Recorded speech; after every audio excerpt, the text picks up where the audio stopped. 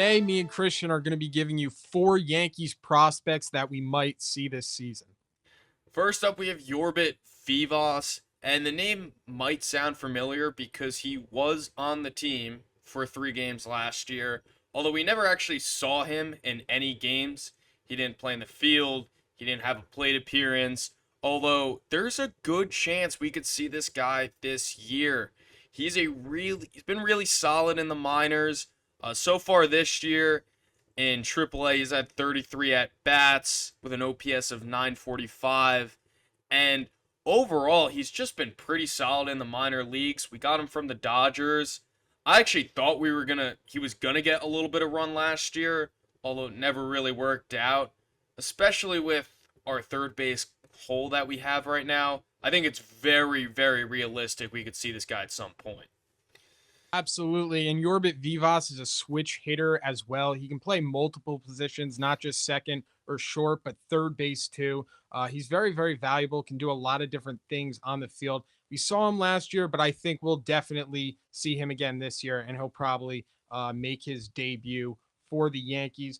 Up next, we have Eric Roselman, and he's in the Yankee system right now. He's in AAA. He hasn't made his debut. He's 23 years old. And to tell you a story, Roselman had Tommy John surgery as a freshman at San Francisco in 2020. And then he struggled with command as a sophomore, which led him to transfer to LSU. He showcased a mid 90s fastball, strong relief work, and made him a third round pick in the 2022 MLB draft. He faced some setbacks in pro ball. He required 3 surgeries on his back. He had a cyst on his back, and that limited his innings in 2020 until 2024. But last year, Christian, he was dominant. He actually started out in the Florida Complex League with the Yankees, and he got all the way up to Double A. But he had a 1.16 ERA last season. Batters were hitting 136 against him, a 41% strikeout rate, and 31 appearances, like I just said, across 3 levels. His fastball, 94 to 97, touches 99, rides well into the zone with less arm side run. His sliders, low 80s, tight, sweeping horizontal break. It's effective on not only lefties, but righties as well. He throws a changeup similar to Velo with his slider in the low 80s, has heavy fade, and it's still inconsistent compared to other pitches. But look, Christian, the Yankees could certainly use bullpen help. You can never get enough arms. He's in AAA right now with the Yankees. He's gotten to 4 games already this season. He's pitching to a 3.86 ERA with 8 Ks in 4 2/3 innings. We could definitely see him at some point. He's 23 years old. And last year he dominated. I mean, starting out in the FCL league and then climbing your way all the way to Double A, and now this season he's starting in Triple A. His ETA is 2025. I do think we will see him, and everything about him seems very exciting. It does seem solid. Apparently, this guy actually had an allergic reaction during spring training towards the middle of February. And that I wonder if that's why, because I don't believe that he pitched in any spring training games for the Yankees. So the I'm article not I just sure. read, it said he was taken to the hospital, but he had no spring training appearances. I don't know if that's related or not, but look, this guy's very solid. I really think we're gonna see him this year, especially with the way the starting rotation looks right now.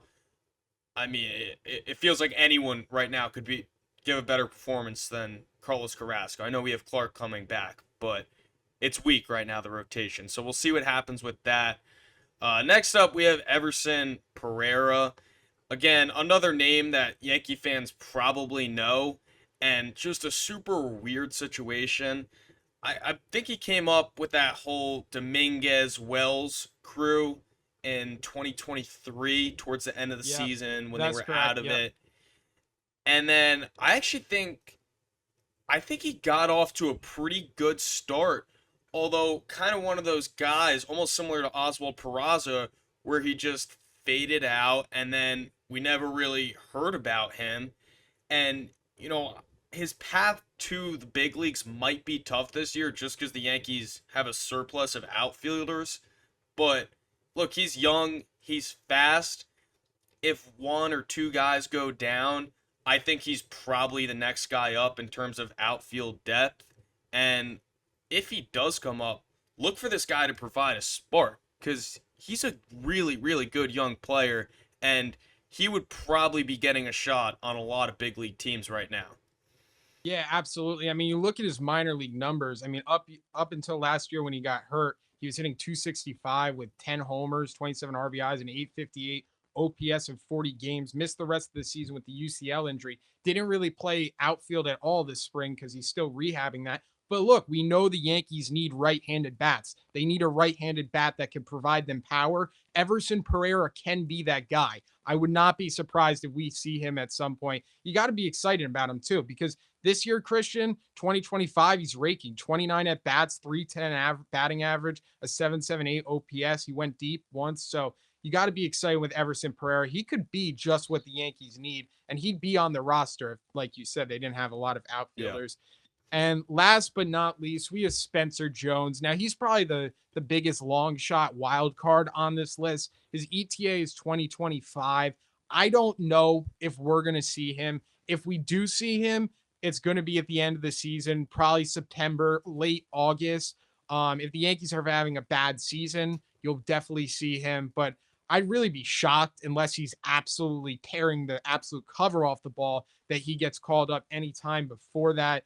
This is a big year for Spencer Jones. He's starting in Double A. We want to see how that development goes. He struck out a lot last year, but we know the talent with this guy. And to start the season in 11 at bats, he's batting 273, a 429 on base percentage, and a 793 OPS. So we'll see what happens with Spencer Jones, but he's definitely on every Yankees fan's list, always keeping an eye out on him because he's one of the Yankees' top prospects. So we'll see what happens there. Yeah, and already 5 strikeouts and 11 at bats, which is kind of the one critique with this guy. So I would say if we see him this year, it's probably not a good sign because it means that we're not in it. I think he definitely needs at least one more year of development, and the most realistic scenario is, we see him in spring training, and then it's if he wins the job next year. But I wouldn't fully rule it out because again, if the season doesn't go how we're hoping it to, then there's a chance the Yankees could do what they did in 2023, where they bring up some of these young guys.